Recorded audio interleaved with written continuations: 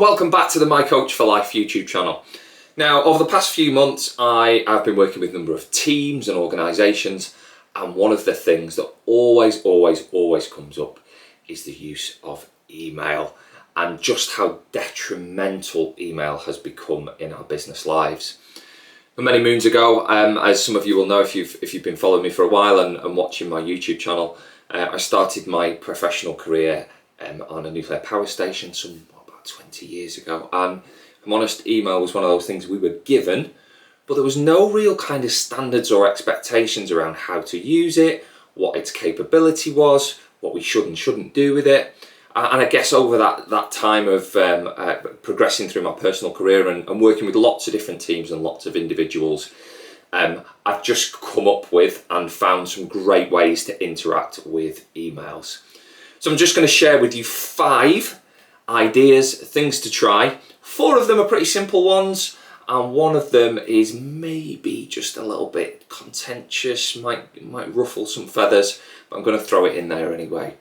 So, number 1, if you want to have less emails in your inbox, stop sending so many emails. And it's so easy to do. Ping and it comes. I'll just send another one. Ping, one comes back. Then somebody hits reply to all.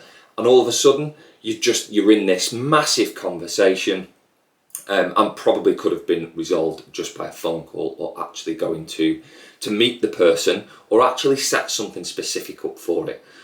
But number 1, stop sending so many emails. Okay, number 2, dead simple one. Unsubscribe to anything that is not adding value for you and is just cluttering up your inbox and you're going, I'll read that later, I'll get round to it. You're not going to, okay?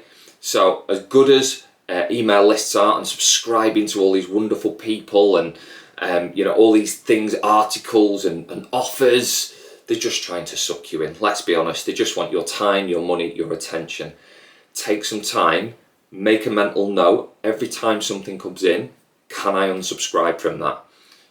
And just start to build that as a habit. Okay, so in at number 3, we've got turn off your notifications. This was one massive, huge game changer for me. So I used to use Outlook. Obviously, there's lots of different email clients out there, but I think for most organisations, the email client of choice is usually Outlook. And you used to get that little, used to like be a preview window of something's popped up. So you'd be in the middle of doing something, and then you'd see this little, ooh. Now then, as human beings, we are wired to look for distraction. So if something comes into our peripheral vision, if something comes to kind of say, hi, I'm here, it's very, very hard not to go and hit that and then get dragged into that, okay? So turn that off. You will notice a dramatic difference just by turning that off, okay? So in at number 4, actually only turn your email client on when you decide to turn it on. It seems to become common practice that when people walk into work in the morning, the first thing they do is power up their PC, hit the emails on, and that's it. You just start moving and you just start going into, oh, that's coming overnight, or that email I needed to do from yesterday. Consciously decide for you when you are going to open your email client and do emails. And this is, again, it's about building that habit. It's about being conscious about when you want to interact with your emails. And I get the thing, Adam, but there might be an emergency. Well, what happens when you're away for 2 weeks whilst you're on holiday? What happens if you're sick? Those emails don't get dealt with. Somebody else deals with them, okay? And I'm not saying don't open your email client all day. What I'm saying is just dedicate a period of time. It could be 2 or 3 times a day where you go in, you have half an hour, you do what's there, and you move on and shut the email client down again. So that's number 4.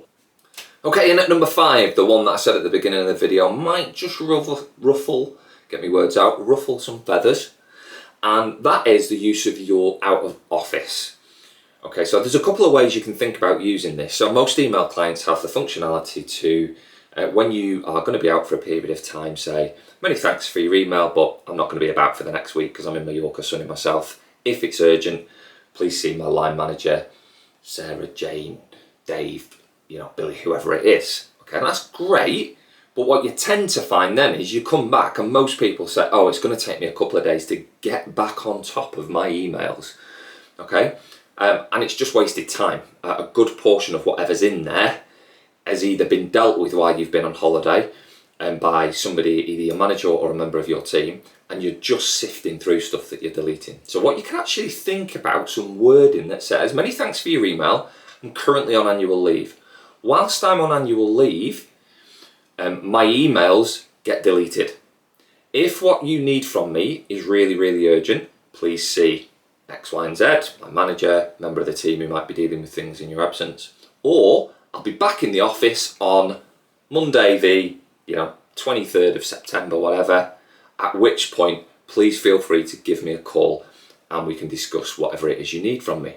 So it's putting the onus, it's putting the responsibility back on the person that needs something from you, because if they can wait 2 weeks, it's back on them. It's back on them to say, actually, I'll put a reminder in my calendar to say, Adam's back off his holiday on this date. You need to make contact with him for that thing that you're looking for. So that's one idea. And I know that might be a little bit like, whoa, telling people whilst I'm on holiday that all their emails are going to get deleted. Just give it a try. And this is where I go right back up to the top of the video, which is we're not given any rules of engagement with email. So you're not actually doing anything wrong here. All you're doing is setting standards and expectations and saying to people, look, if you want something from me, then this is how you do it. So sometimes people say, yeah, but Adam, what if it's somebody that's asked you for something? So likewise, make sure you've cleared the decks before you go on holiday if you are going to implement this. And also, doesn't mean you have to delete everything, okay? So if you've asked somebody for something, what you can do is just sift through and just look to see if that thing that you asked for has actually come in your absence. But other than that, you can just delete the lot. And then on day one, you come back in, no more, I've got to spend 2 or 3 days looking and getting on top of my emails. So the other thing you could do is if you're working on maybe a small project, so you're not away for, 2 weeks, but it's maybe a regular thing. So like you take a Tuesday out to work on a specific thing, or a couple of days where you're working on something. Again, you might just want to put in, look, I'm not checking my emails very frequently at the moment because I'm working on this thing. If it's urgent, please give me a call, leave me an answer phone message, at which point I'll be checking my answer phone messages periodically through the day and I will get back to you. You will be amazed at how many people do not ring you and leave an answer phone message. And it just cuts down the number of people that are actually trying to get in contact with you. So there's a couple of ideas there.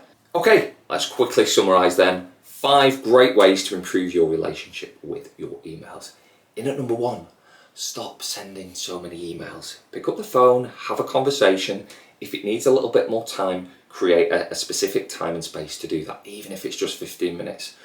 But honestly, instead of backwards, forwards, just pick the phone up and have a conversation. In at number 2, start to create specific times in the day where you're going to open up your email client, do emails and come off. It's going to take a bit of discipline, it's going to take a bit of time, but trust me, this will help dramatically. In at number 3, create the habit of unsubscribing. Anytime something comes in that's been automated, check it, look at it. Is this adding any value to me? If it's not, unsubscribe, move on. And at number 4, turn off previews and notifications. This for me was the biggest game changer of the 5 that I'm sharing with you. And then at number 5, use your out of office as a tool to drive people to communicate and connect with you in a way that suits you when you want them to do it. Okay, as always, I hope that's been useful. Please let me know what your email hacks are, how you work with them, anything that's been really beneficial for you. And as always, please subscribe and I will see you again very soon.